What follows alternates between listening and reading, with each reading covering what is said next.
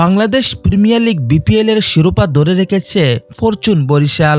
চিটাগাং কিংসের দেওয়া ১৯৫ রানের চ্যালেঞ্জিং লক্ষ্য তাড়া করতে নেমে তামিম ইকবাল ও কাইল মেয়ার্সের জোড়ো ব্যাটিং আর শেষ দিকে রিশাদ হোসেনের অবিশ্বাস্য কেমিওতে ৩ উইকেট আর ৩ বল হাতে রেখেই জয়ের বন্দরে পৌঁছে গেছে ফরচুন বরিশাল।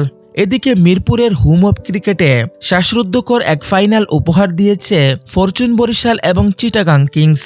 টস হেরে আগে ব্যাট করতে নেমে পারভেজ হোসেন ইমন এবং খাজানাফের জোড়া 50 আর গ্রাহাম ক্লার্কের সমযোগী ব্যাটিংয়ে ৩ উইকেটে ১৯৪ রান পর্যন্ত পৌঁছায় চিটাগাং।